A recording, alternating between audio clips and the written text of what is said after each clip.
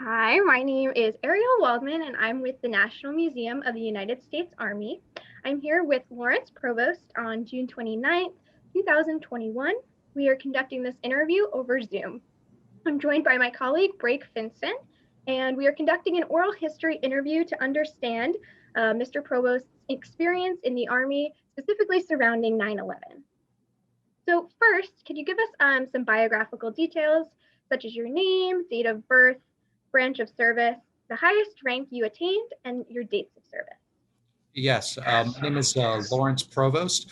I'm originally from upstate New York. I joined the Army in 1996, active duty, and got off active duty in 1999. Was in the New York Army National Guard until July of 2001. And then shortly before September 11th, 2001, I switched over to the Army Reserve. My highest enlisted rank was E7. And on my 20-year anniversary date, I actually commissioned into the chaplain corps as a chaplain candidate. So I have over 22 years in service now, and I'm currently a second lieutenant chaplain candidate. Great, thank you so much. Brake, I think, is going to ask the first question. You're muted, Brake. All right. Did anything in your life influence you to join the Army? A couple of things in my life influenced me to join the Army. I think coming of age in the 1980s, that was a very patriotic era. Also, my mother's hero was President Kennedy, who said, "Ask not what your country can do for you, ask what you can do for your country." And my father was in the United States Army from 1966 to 1969. And he actually served 2.5 years straight. I mean, of course, he had leave and so forth, but he served 2.5 years straight in Vietnam. So I think those were some very large influences on my life as far as joining the Army. Was your father being in the Army, did that influence your decision to choose the Army as your branch of service? I think it probably had something to do with my choice of branch, but as far as actually joining the military, I believe it's something I would have done anyway. But I believe America's, and I already knew it as a young age. You know, very often you don't know when you're in the middle of something special how special it is. But I knew growing up just how special America is, and that it was a special place, and that we had an obligation to give back to it. Did you have any occupation prior to joining the Army? No, I actually joined when I was still in high school. I was age 17, so I had to get the parental consent form signed, and I celebrated my 18th birthday in basic training. And my drill sergeant made sure to make it a memorable one. So. Well, great. Can you tell us a little bit about adapting to the military lifestyle, especially so young? For me, it was what I needed. I loved every minute of it, even though it was very, very hard. I was actually thinking about this yesterday when I was reading about John McCain and his experiences in the Naval Academy and how he really liked it, especially at first, but then he grew not to like it. I instantly liked it, even though it really was my first extended time away from home and so forth. But I liked the discipline. I liked the physical fitness. I liked the devotion to duty. Obviously, I didn't like every part of it, but it really gave me a lot of the structure in my life that I felt that I needed. And I think it helped make me a more well-rounded person. So many people tried to convince me not to do it. They tried to convince me to go to college, and if I was going to join the military, to do ROTC. But I really felt the calling to join as quickly as possible.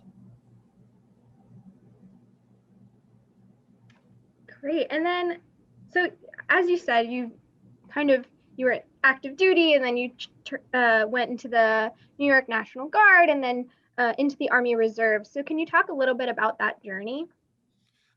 Yes, I enjoyed being on active duty, but I realized to go to the places where I wanted to go, I needed a college degree and so forth. So I completed 2 years of college while I was on my 2 years of active duty, and I tested out an entire year of college. Thankfully, the Army paid for that, and I did almost a year at Central Texas College as well. So I was able to transfer those in, and I actually was able to graduate college with my high school class in 2000. I was high school class of 1996, so it was a real honor to be able to graduate with my high school class. And I knew that I always wanted to remain in the military. It just was always my heart's desire. Day-to-day active duty did not necessarily appeal to me, and there's nothing wrong with being day-to-day active duty and so forth, but I just really felt there were things that I wanted to do on the civilian side, but I always wanted to be available if my country needed me for wartime. So, and that really was my motivation in regards to staying in, and has been through the past 22 years. So how did your training prepare you for your initial assignment? Initial assignment as far as, forgive me, like my active duty assignment, or in the National Guard, or? Whichever one you feel like answering, really. Well, joining at 17, there wasn't much training I really could have. I would say maybe, the physical fitness aspects and so forth, playing some sports in high school and whatnot. But really, I think, it's such a culture shock, to go into the Army.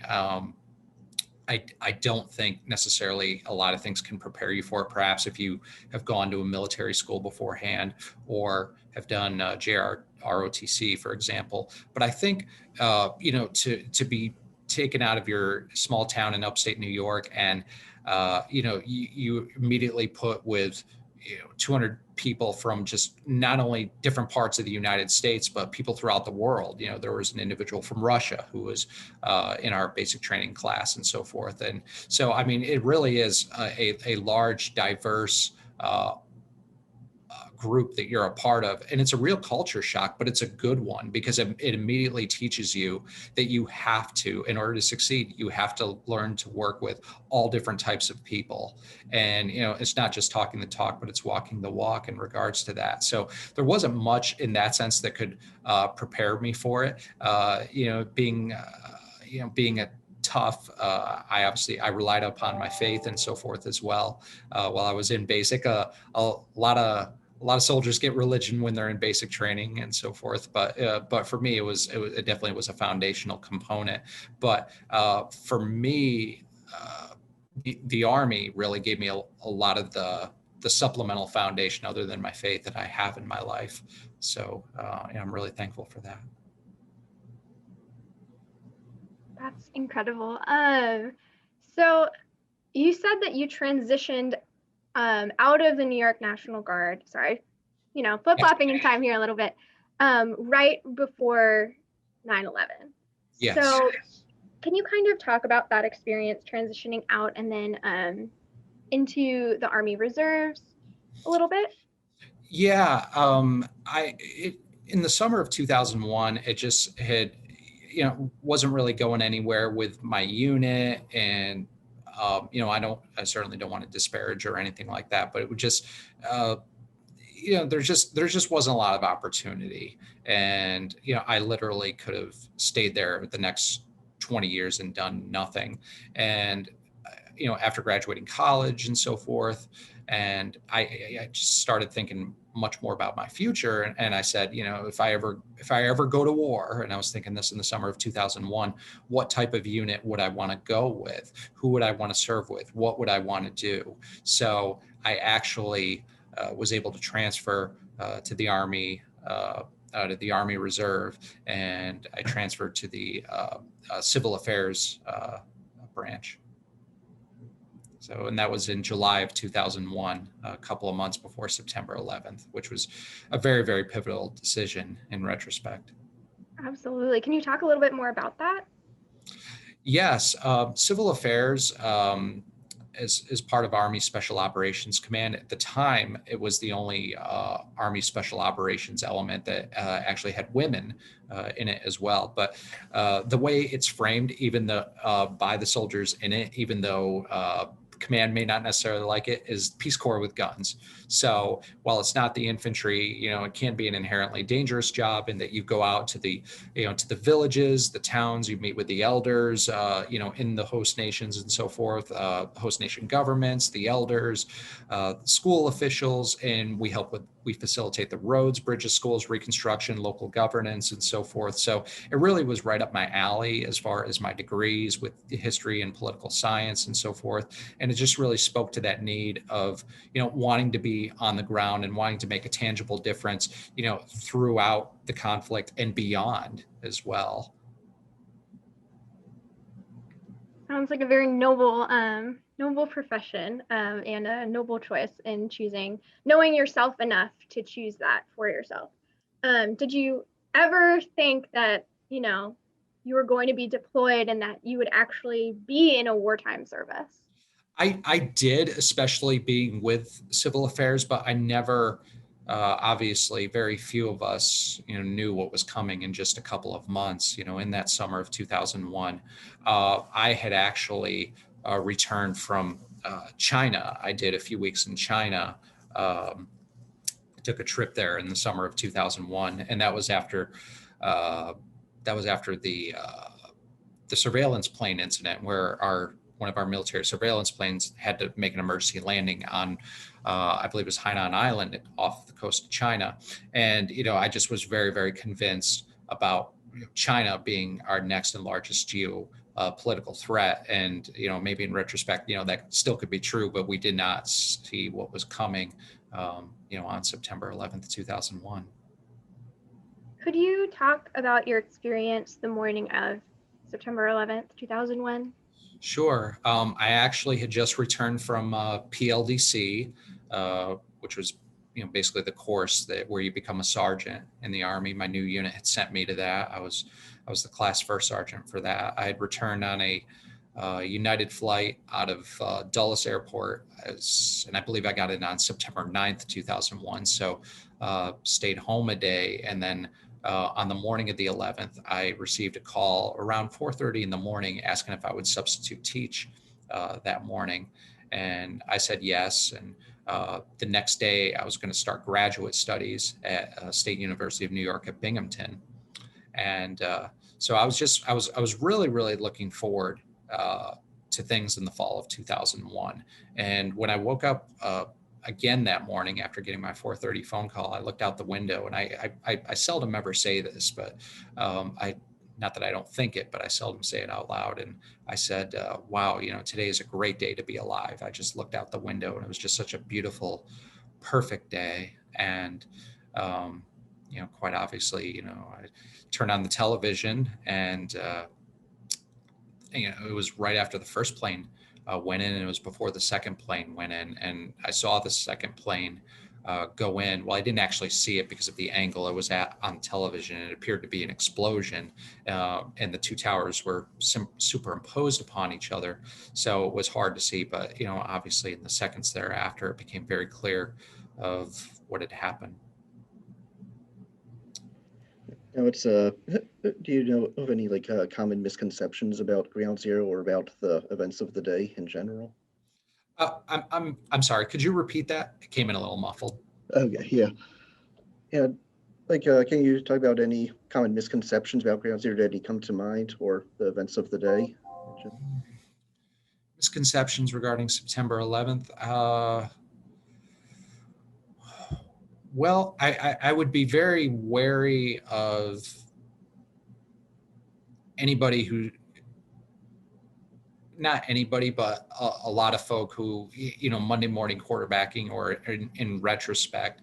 Now, I'm not talking about, the intricacies of, certain things. I guess what I'm saying is I'm wary of anybody who said, well, we knew this was going to happen. Now, there were individuals, obviously, who did warn, such as John O'Neill, the FBI agent who was actually in charge of the Bin Laden investigation, who actually retired from the FBI and took up a job as head of security at the World Trade Center and was later killed there.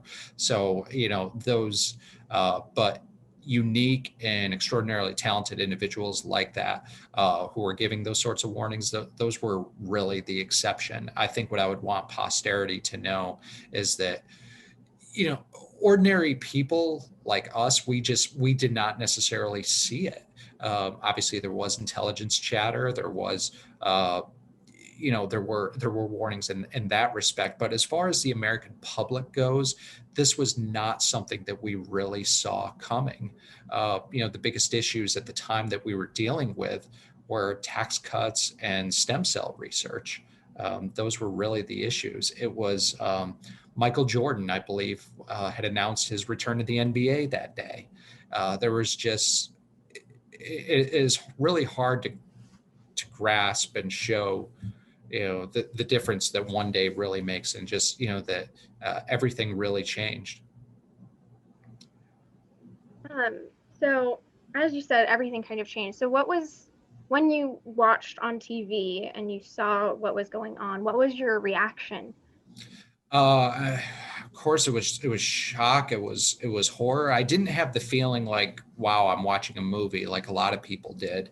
But to be frank, the first two reactions I had were, this probably has something to do with Israel and the Middle East. And the second was, I'm almost ashamed to admit it, but I'm not going to hear the name Gary Condit for a long time. That was a congressman who was frequently in the news for a scandal that was going on at the time. And it was like the biggest thing, other than perhaps Michael Jordan returning to the NBA. I mean, that was the news cycle. But those were the two things that immediately came to mind. And and it was after the first tower collapse that I asked my unit for permission to go down there and assist in the search and rescue, and they granted that. Can you talk a little bit about your experience going down? So you were in upstate New York, where you're from. Can you talk about getting that okay? What happened next? Yeah, I got in my car, and I initially tried to find a bus that would go down there, and all the buses were canceled, as was most of the American transportation system that day. So I got in my car a little bit north of Syracuse. Normally it takes 5 hours to get down there, but I made it down in 4 hours. I was going so fast on the New York State Thruway and so forth, and nobody stopped me. It just was the feeling that I had. I'd seen the movie Pearl Harbor about a month before, and even though it may not have been particularly well made, I do remember the feeling in the battle scenes as the Japanese planes were approaching and so forth. And during that car ride, my mind just kept flashing back to that and so forth. And and throughout the day, it was just the news had started to get worse and worse. Obviously, I think when the Pentagon got hit, that is what really freaked people out, because it was like, what is next? Because wow, they even got the Pentagon, and not taking away from, what happened at the World Trade Center, of course.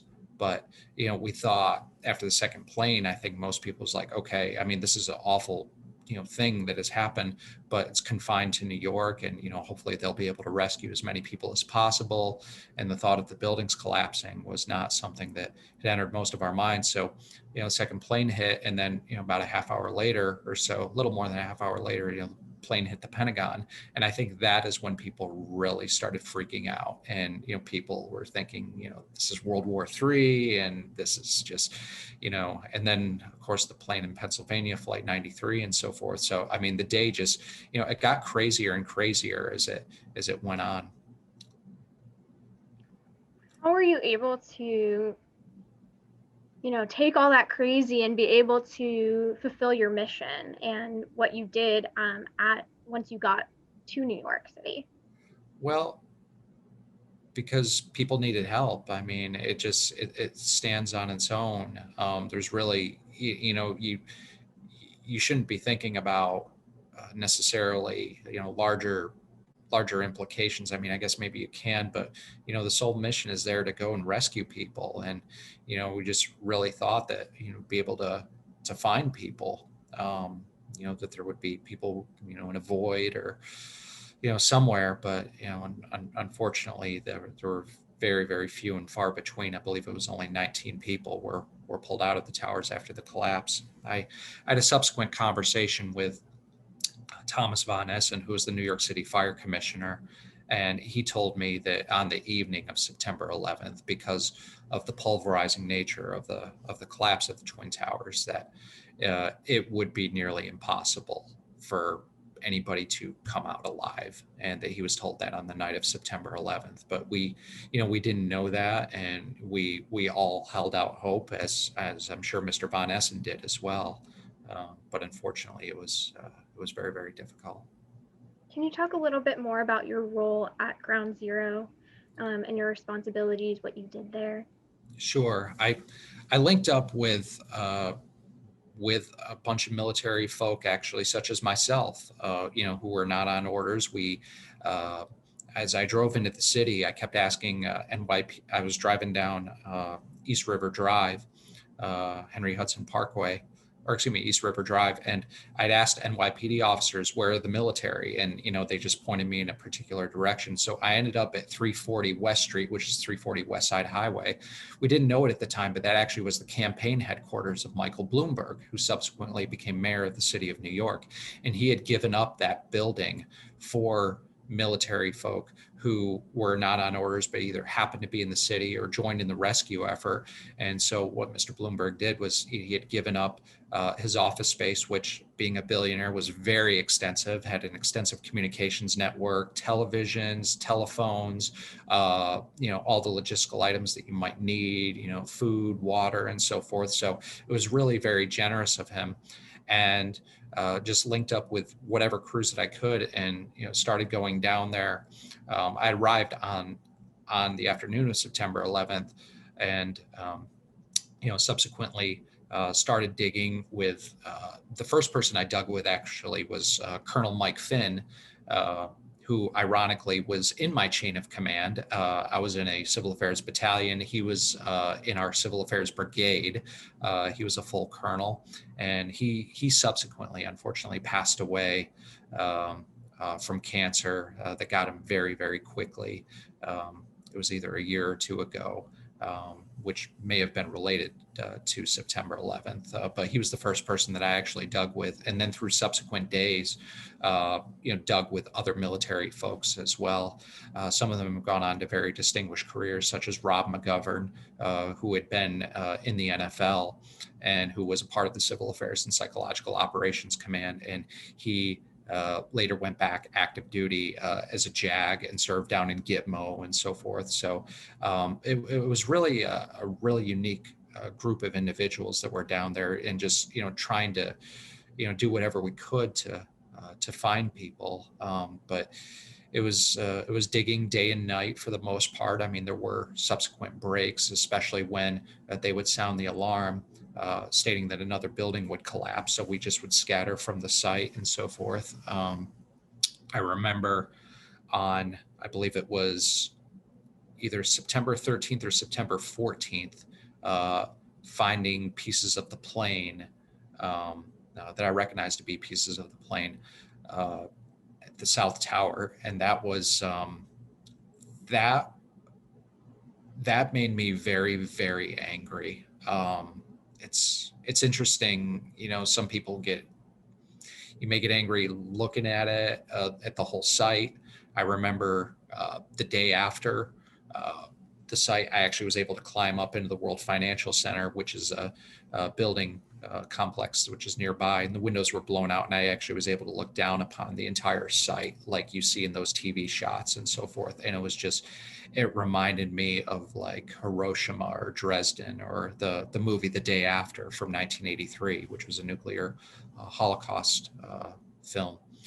I saw that, and I just, I was blown away. But the first time I was really, really angry was when I found those pieces of the plane, and I actually handed them over to a female FBI agent who was on site as well. So I stayed until Sunday, September the 16th, and it was the worst of times, but in some ways, and I want to be careful of how I say it, but it was the best of times, in the sense that you saw the best of humanity. You saw people who were giving without impure motivation, that people were just really looking out for each other.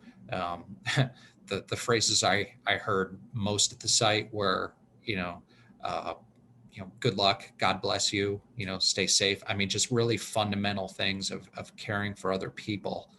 And I remember in the days after September 11th, just hoping that sort of feeling would last. Um, and it's kind of sad when you see it, when you see that going away, very slowly. I think, the end of the year, and then of course the subsequent final cleanup of the site and so forth, and then you have the run up to the Iraq War. So I think a lot of that feeling dissipated, but I try to remember it. I try and remember, for the brave men and women who are down there. I try to remember for the victims and so forth. But it was at times it was scary as well. I think the biggest fear that I had was probably, it wasn't dying or getting hurt.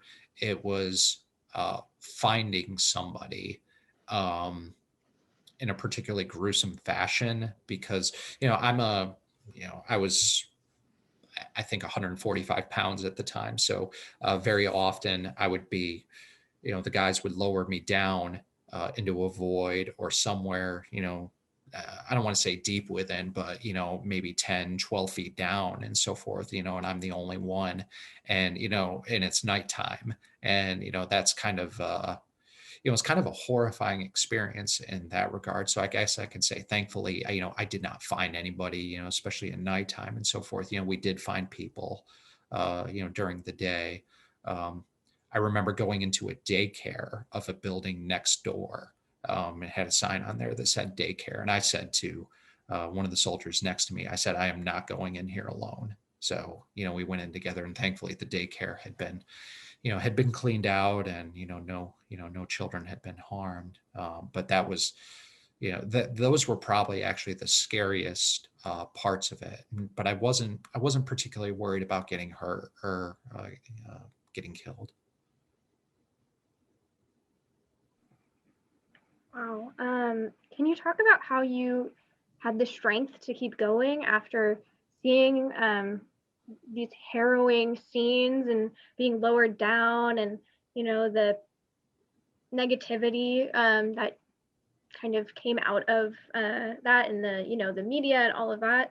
How did you find the strength to keep going? Sure. Well, in regards to the media, the only media that I heard when I was down there was when I was in 1010 Firehouse, across the street from the Trade Center, and it had been just about completely, not destroyed, but it was, you could definitely see all the dust and the smoke and everything in there. And I heard on the radio about New York City Mayor Rudy Giuliani, and it was just like, wow, that was kind of a flashback and a flashpoint, because I remember he was leaving office and so forth, but he had a reputation as a very tough but very effective mayor. I remember seeing some newspaper headlines on September the 13th, when I took a Coast Guard boat across the river in New Jersey to get some supplies. And also very briefly, I think it was on Saturday, which would have been maybe September 15th or 16th. But it was that Saturday night. It was a Burger King across the street from the Trade Center, and I actually slept in one of the booths there for a couple of hours. And CNN was on, and they had John McCain on there as well. And, he was talking, I believe he was talking about how, you better pray that God has mercy on you, because we won't. But that was the only media that I saw. So the media wasn't really a particularly big deal in that regards, but it was, whatever I saw was very motivating. For me, it was motivating to hear the name of Rudy Giuliani, because of the reputation that he had and so forth at the time. Excuse me. May I get a glass of water? Okay, I'll be right back. Yeah. Thanks for the break.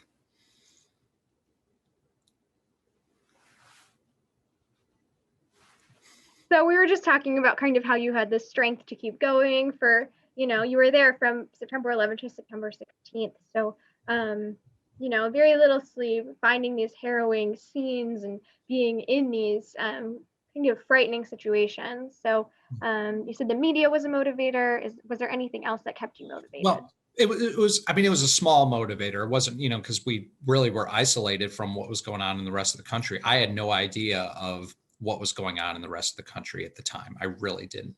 But it was the idea of, helping our fellow Americans and, whoever else was buried under there. I mean, it's just, we did what we had to do. And it's hard to, intellectualize it further, but yeah, I mean, it just was, it was, to save other people. I mean, that's what we had to do. So that's really what ran. I mean, it was an attack on our country as well. There was a very high degree of patriotism down there, especially from the cops and the firefighters. It was mostly the firefighters that were on site, but there was just a vast array of individuals that were on the site. So, and I think helping the person next to us, even though we didn't know who they were, and it's very much they felt like your brothers, and so it was so it was a variety of things I think helped keep us going. And obviously through that there's a very strong adrenaline rush and so forth that keeps you going,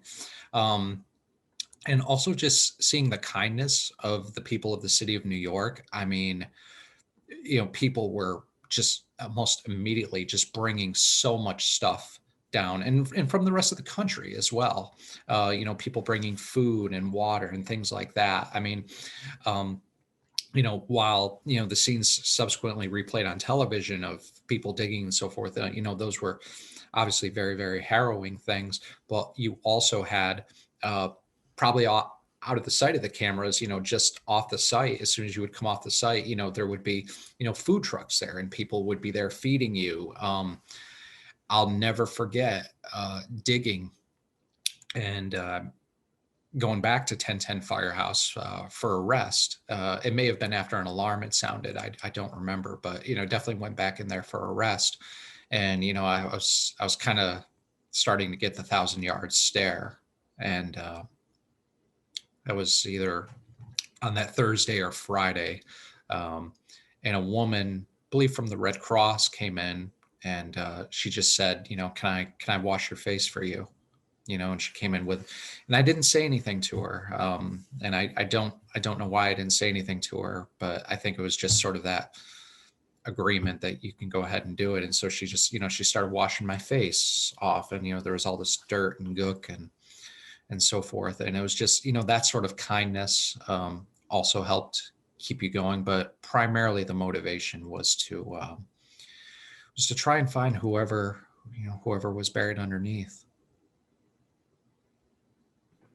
Can you talk about your most vivid memory of that time? Something that keeps coming back to you, or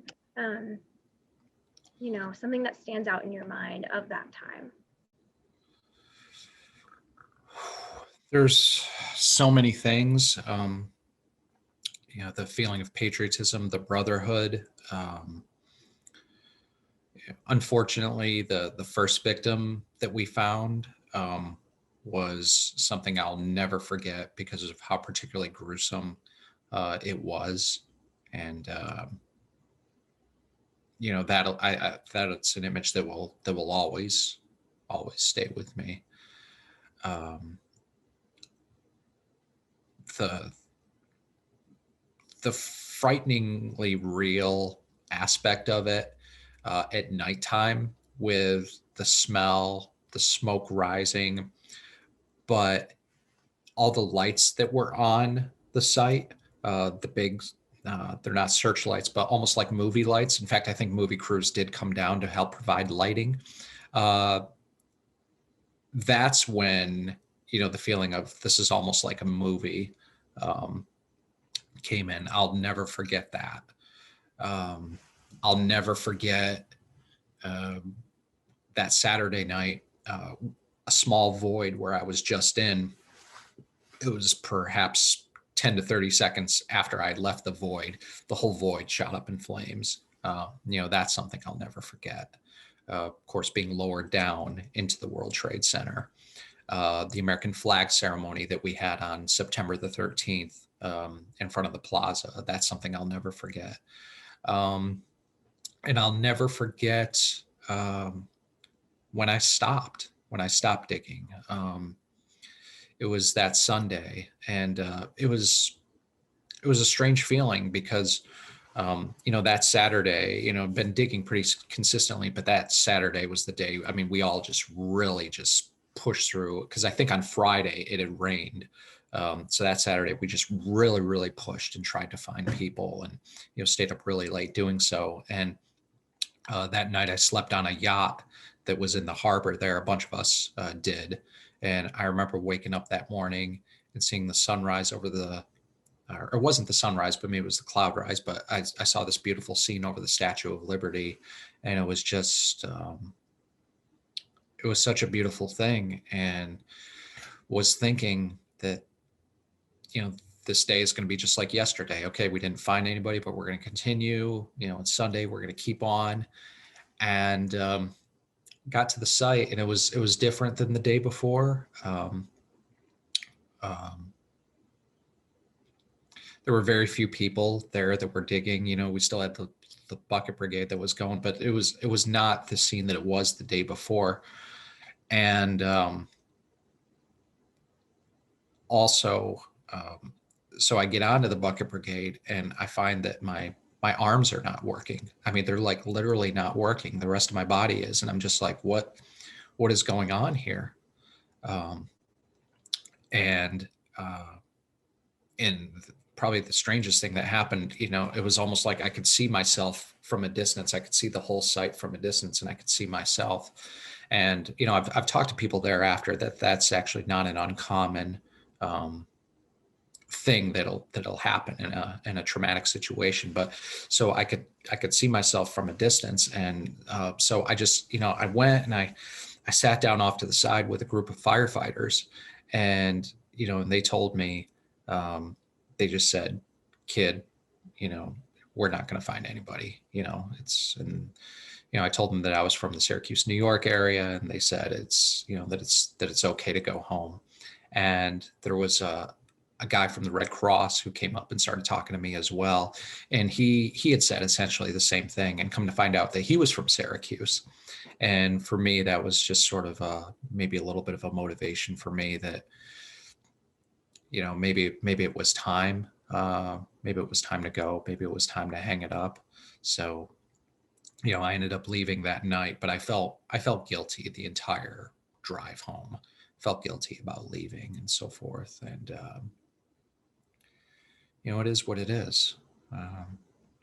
It is what it is. Yeah. Can you talk about, what happened after that, how you ended up being deployed to Afghanistan the time after? Yes. Yeah, that was the one thing that I looked forward to after September 11th was I wanted to go to Afghanistan, and I was so excited and so very, very happy to do so after seeing what I saw at the Trade Center. So, we flew over there in September, and we stopped over in Germany for a week. Our plane, we'd flown into the wrong airport because our initial flight, we were bumped for a more important priority group. We'll come to find out we were the more important priority group that was supposed to go. So because of that, we were essentially on the wrong plane, which flew into the wrong airport. So we were stuck in Germany for a week, which was a very terrible thing. But no, actually it was a very wonderful thing. But they'd asked us before we left Fort Bragg, start growing our beards and so forth. And so, and just, have a little bit more of a civilian appearance, don't get your haircuts. So we had left Fort Bragg and went to Germany, and we actually flew out of Germany on September 11th, 2002. And I thought that was very, very appropriate. And, so going to Afghanistan for me, that just was, an incredibly motivating and redemptive thing for me to do. And I suspect it was for all of my teammates as well. Can you talk a little bit more about your experience once you landed in Afghanistan? Yes, went to a small town after we were at the Special Forces compound in at Bagram Air Base for about a week, and then subsequently we were tasked out to our assignments. And ours was at a small town called Organy in Pakatika Province, which was site of a big siege, I believe, in 1983 during the Soviet-Afghan War. But Organy, basically the way I try to frame it to people, if people remember the soldiers that were playing baseball with the kids in Afghanistan in the early days, that was at Organy. That was at our fire base. And it was the Special Forces team that came in before us that had actually started that. And we continued with the program and so forth. So, but I loved Afghanistan. We lived in a tent. We didn't have air conditioning. We didn't have any of the stuff that people complain about now, but I absolutely loved it. It was like living in biblical times. It was so simple. Your cares were the most fundamental of things. There were survival, and what is it that the good Lord has put you here to do. So, so what we did was we facilitated some school projects. We facilitated the local governance, holding the Shura meetings and so forth, some roads, some wells over there. I mean, just very, very fundamental things. And it was very much a culture shock too. People are so poor over there. Kids will literally run for a mile to your vehicle to get a pen from you, just a pen. It's so simple, but it's so incredible.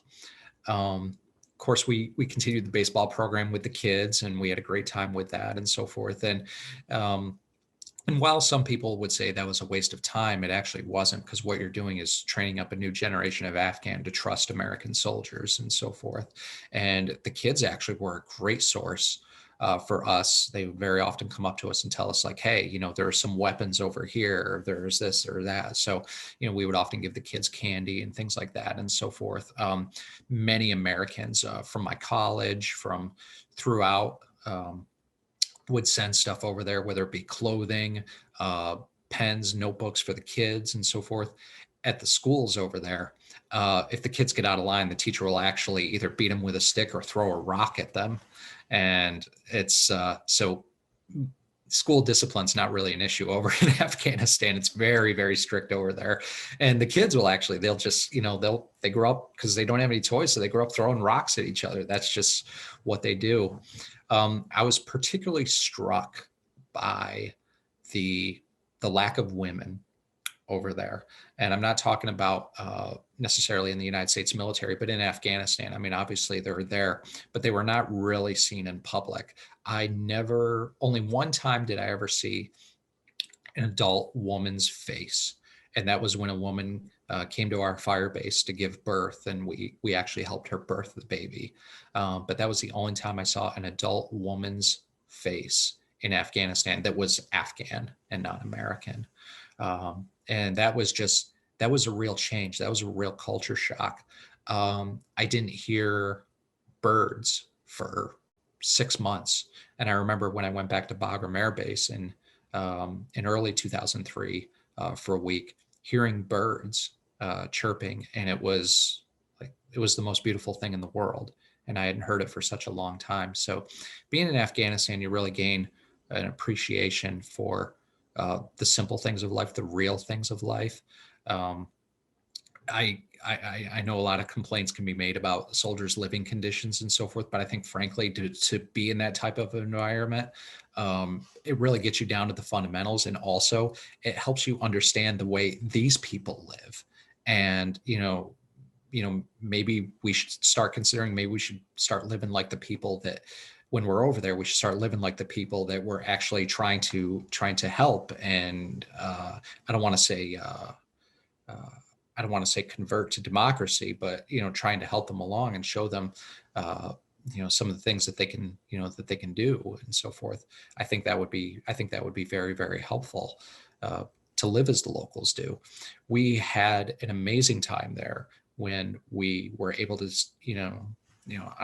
I'm Christian, but we were able to celebrate their holidays with them, and they loved it when we did that. And they would come to our fire base. I remember the townspeople actually came up and they gave us a Christmas card on Christmas Day, and that's stuff that you don't read about. That's stuff that you don't hear about, and it was a truly wonderful thing. I remember when the Space Shuttle Columbia came apart. I don't know how they heard about it, but somehow the townspeople heard about it. And they actually came to our fire base and they wrote us a letter of condolence to the American soldiers of Firebase Orkney, our condolences on the loss of the brave Americans in the Space Shuttle Columbia. So, I mean, it was truly, truly incredible. There were some signs I didn't start liking towards the end. Like, we did not have a television for the most part. We did not have, our food was cooked by locals. It was cooked by the Afghans. It was, they made their bread, they made their dough. For Thanksgiving, we butchered a goat that we had bought. And it was great. And I didn't like it when it sort of became more and more big army, when quote unquote, better food started coming in, contracted food, the base is starting to be built up, television started coming in. I mean, it just really, I felt, started to take us away from the mission. I mean, it very much was like a Lawrence of Arabia kind of experience. And it was just truly incredible, to be with those people. And those people are so happy, even though they are so poor. They're so happy and so family oriented. And I think there's many things that we could learn from them in that. And the only time I ever saw Afghans getting depressed was when we would really push and show them what the American way of life was like. And then they started to realize, how incredibly poor they were. But they really, they had a lot. They really had a lot. They just didn't know it.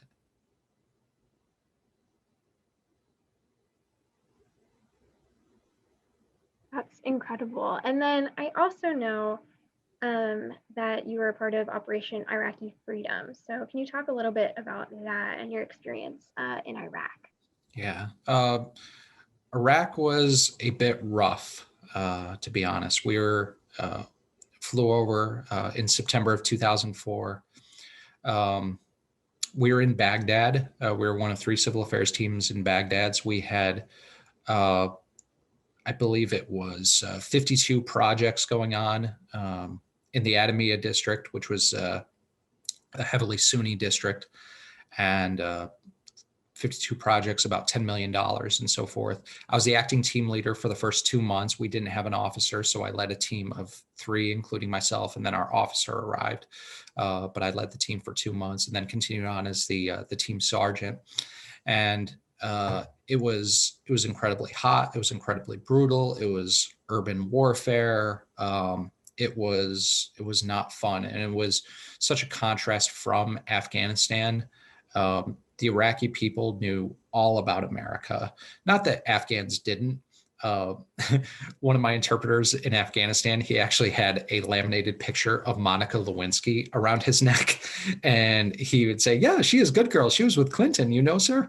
But that was the exception rather than the rule. And he was moderately well educated. I say moderately, but in Iraq, very well-educated people, especially in and around the city of Baghdad and so forth. So, there was, I think, a little bit of an anger that people had towards the Iraqis for not getting it right. Very often you heard the lament, well, just, and this was when the insurgency was increasing, just bring back Saddam. At least he kept order and so forth.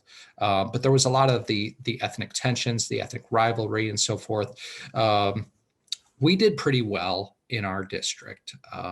And we were co-located with the Arkansas National Guard, which fell under the 1st Cavalry Division. But the Arkansas National Guard really did an incredible job in the Adamiyah district. But the problems were that we had 2, sometimes 3 different chains of command, and they didn't like each other, which made it incredibly difficult for us. But we felt very, very strongly about our team that we consider ourselves part of the Arkansas crew in the Arkansas National Guard, even though we were Army Reserve, because we were on their base, and we went out with them on their patrols.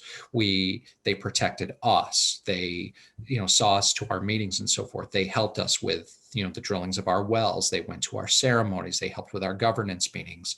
We helped carry their dead, when that happened and so forth.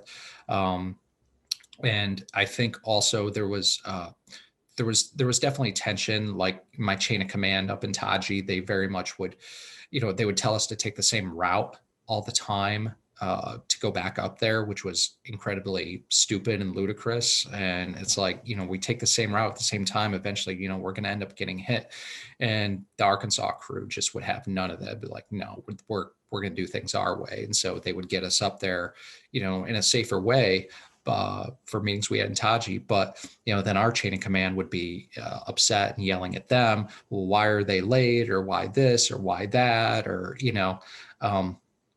I remember one of our commanders was upset when three soldiers died from Arkansas, and we had helped clean the remains out of their vehicle.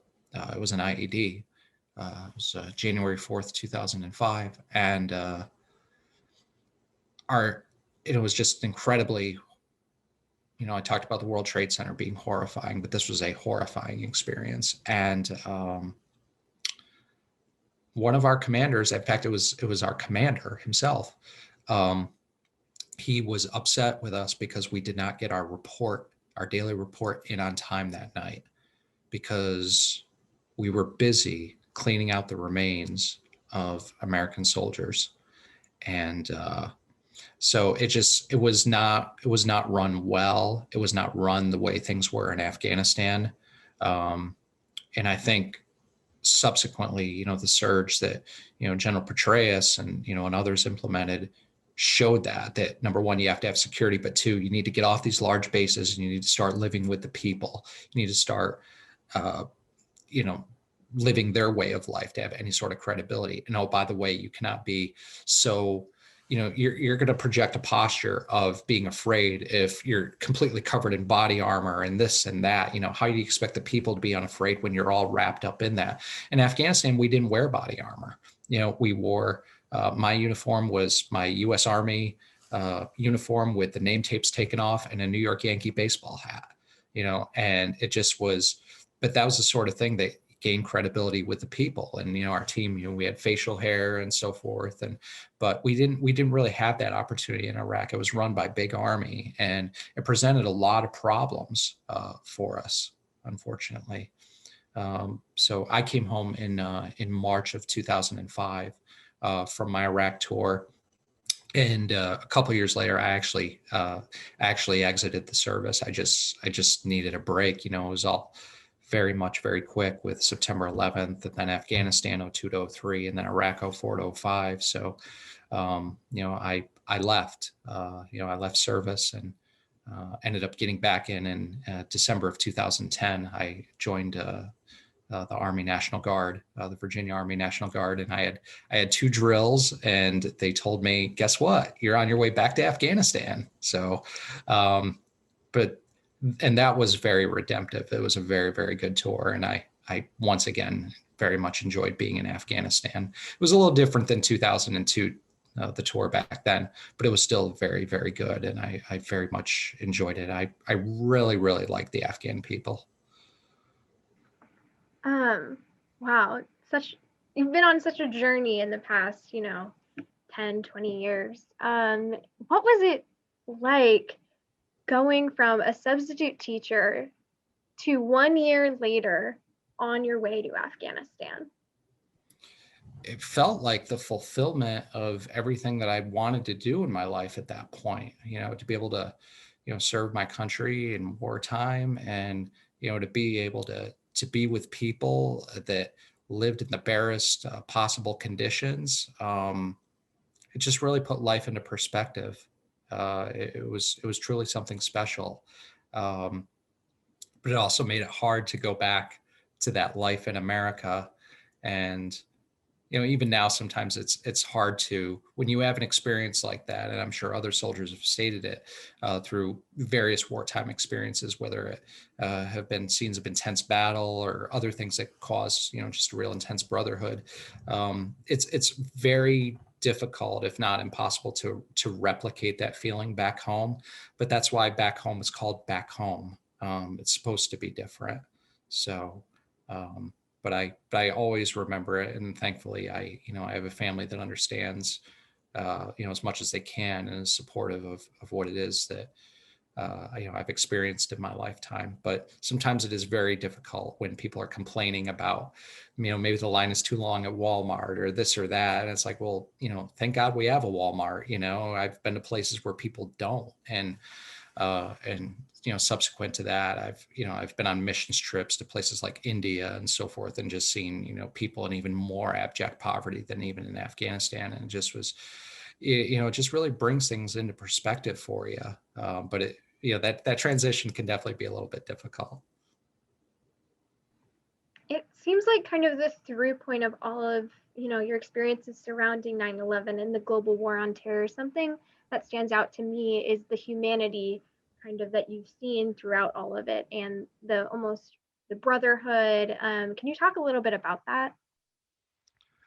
Well, I think you find that people have the same fundamental needs throughout the world, regardless of who they are, what their skin color is, whether they're a man, whether they're a woman, and obviously there are some differences and so forth.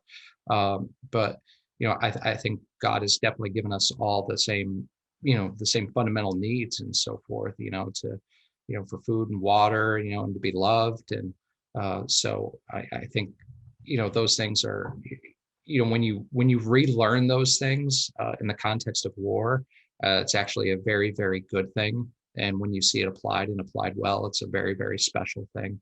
And you feel that way about the people over there. You feel that way about the people that you serve with, and so forth.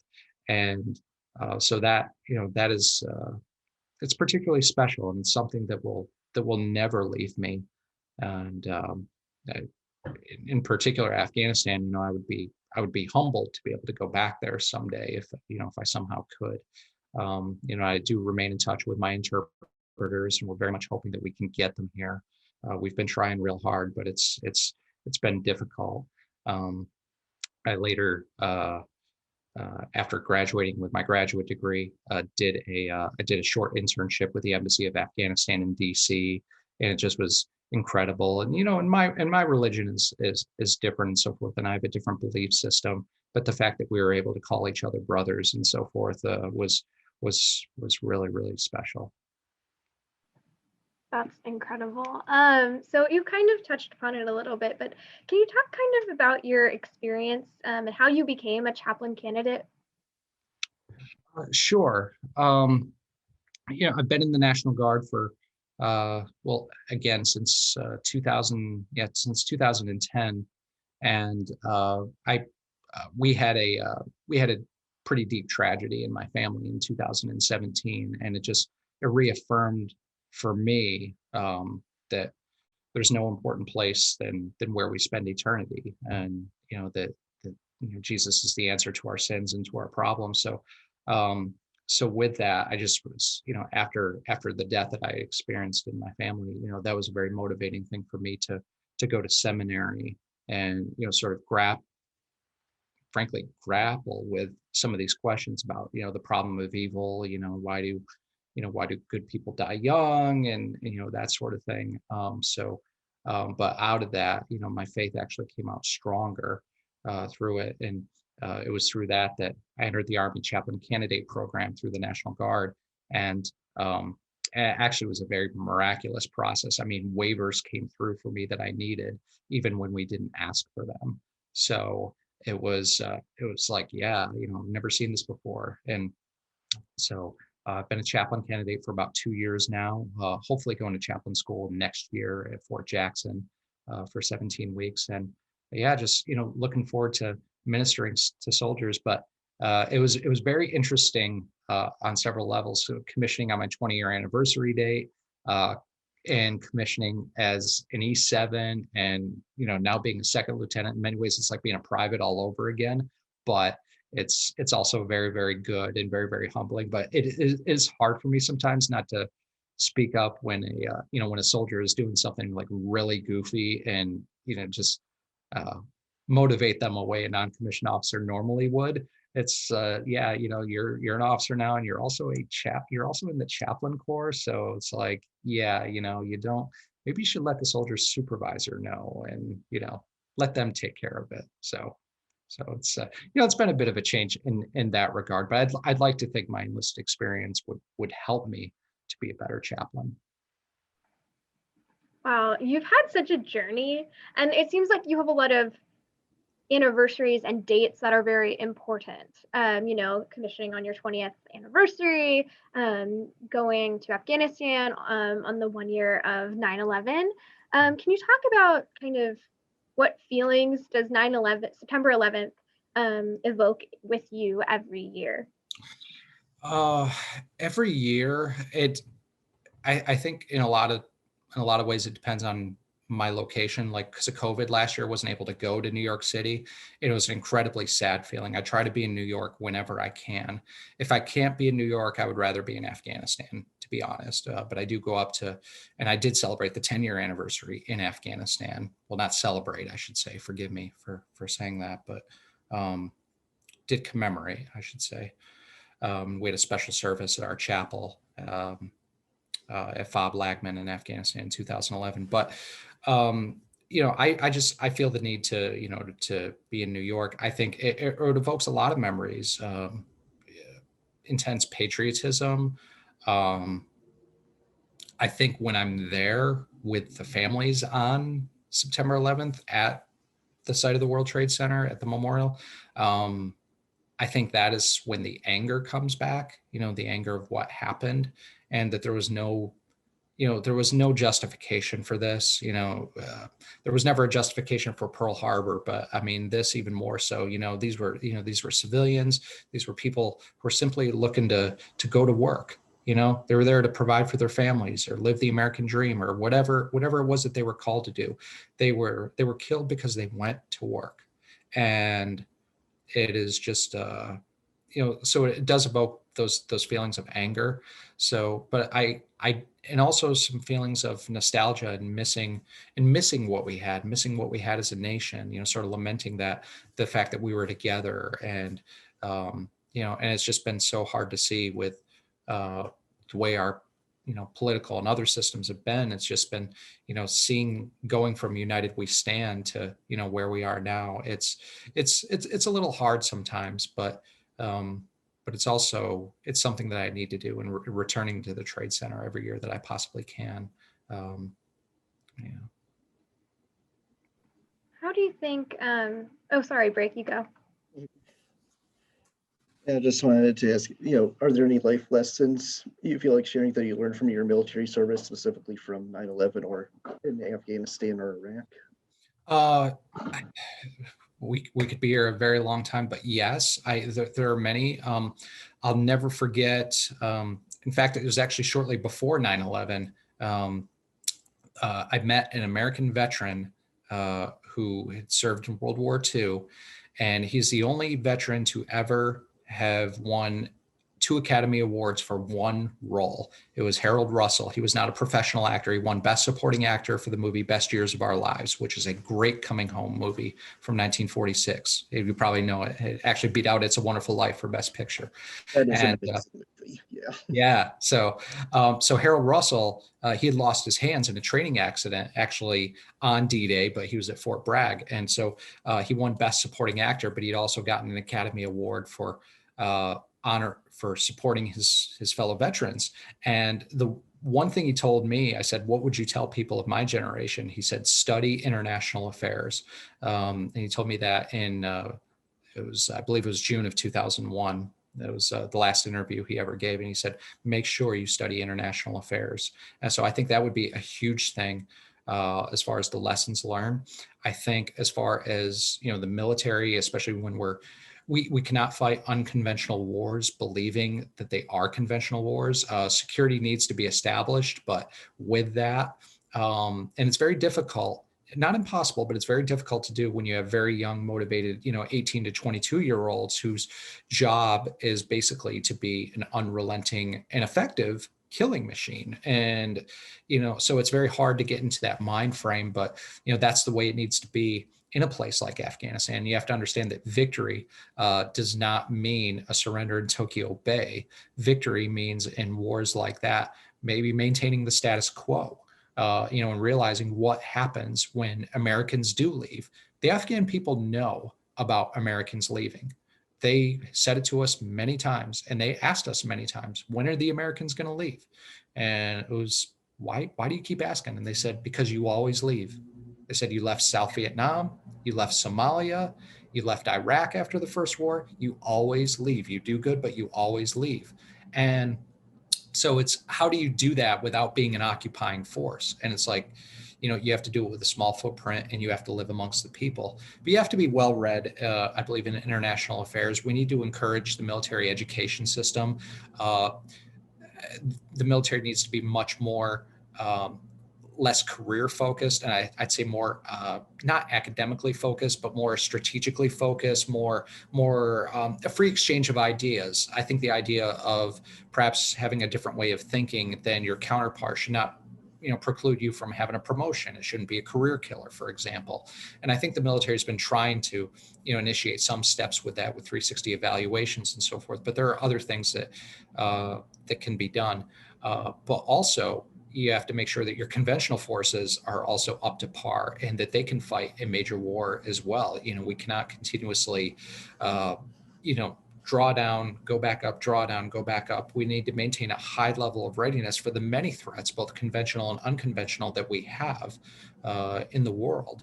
And we need to continue everything we can to make sure that we have the latest, not only the latest greatest equipment, but also the latest and greatest in cultural training as well. And I think that's one area where we definitely need to improve. We need to send more soldiers to DLI. We need to send more soldiers to graduate school. Yes, whether they be enlisted soldiers or not. It doesn't necessarily have to be the officers and so forth. I think there's a lot that can be done. Exchange programs with different militaries. And I'm not talking about, 1 or 2 week training exercise. I mean, just real stuff that I'd say the one thing we lack in our country. I'm a big person about America being first and so forth, believe me. But I think the one thing that we lack in our country is a real appreciation of cross-cultural study. My son is from another area of the world. He was adopted. He speaks 3 languages. We are not very good with other languages. Spanish, of course, is increasing, and that's a good thing. But I'm talking about from, whether it be Russian, whether it be Chinese, whether it be Arabic, Pashto, Dari, African languages and so forth. We're just not very good at that, and that was not the model. Of many great nations in the past. Say what you will about its origins, but the British School of Oriental and African Studies was always very, very good with teaching its people, whether their motivations were pure or not, about other cultures, and what they did a very good job of immersing people in other cultures while they were in academic study.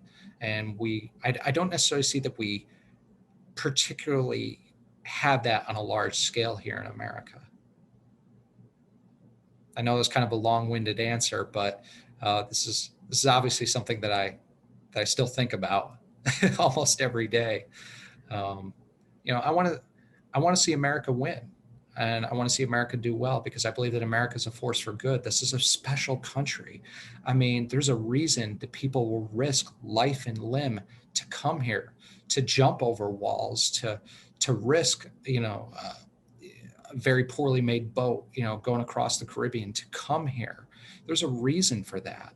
And I think it goes to more than just economic prosperity. I think it has to do with freedom, the same freedom that, those people went to work, that September morning 20 years ago that they were having, or those people that went to work in the Pentagon, who believed that their contribution to freedom was to work to actively defend it.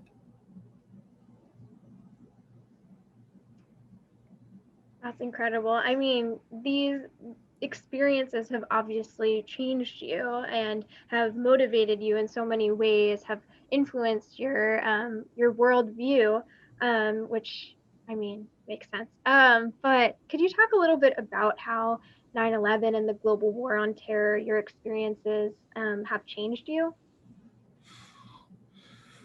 Well, I think initially, especially after coming home from Iraq, they did not change me for good. I think we're involved in a a continuous process of change, and hopefully we become wiser and more compassionate as we get older. But I had some rough years after I got back from Iraq, and I did not deal with the change well at all. And I think ultimately for me, going to a Christian graduate school, meeting my wife there, starting to settle down, and as much as I would hate to admit it, getting out of the military for a couple of years just to sort of, clear the cobwebs in my head, to be back at a place to where I could join up and then go back to Afghanistan. That's, I'd like to think that I'm stronger in my faith. I'd like to think that I have a greater appreciation for people and love for people, in this country and throughout the world. Be appreciative of the fact that we do have, incredible differences, but also incredible talents that we've been endowed with. I think it's great that there are people that are very different than me that bring, their particular sets and skills to the table and so forth. So, I'd like to think that I have a greater appreciation for people as well. And at the end of the day, too, a greater love for this country. There's a reason that the first question you ask when you land, no matter how much I enjoyed my time in Afghanistan, but the first question you always ask once you land in country is, when do we go home? And there's a reason for that.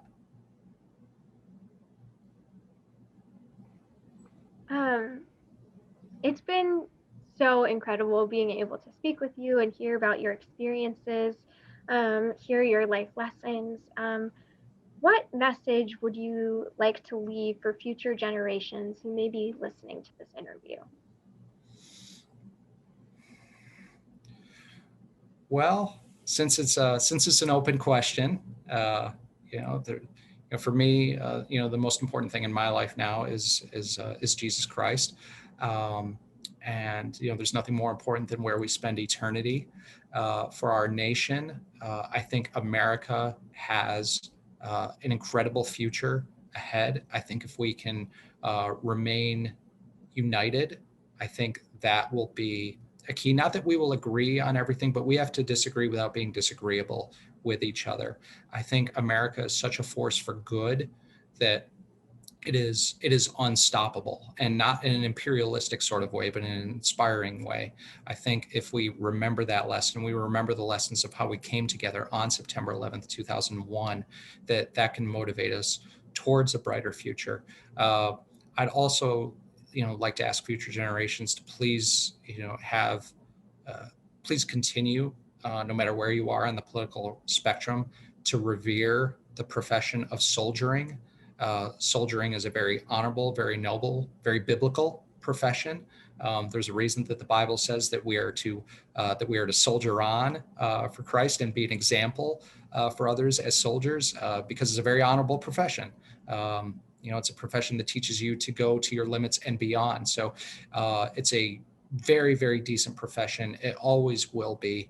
And I just would like people to remember that, and to remember that these experiences that soldiers have, and when I say soldiers, I talk about all the armed services, but it's different than what most people experience. So just to have a little patience and be a little understanding when they come home, and try and ease that transition home.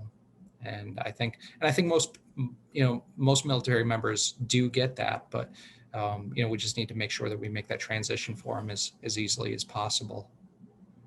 I mean, they fought for us, so we need to take care of them.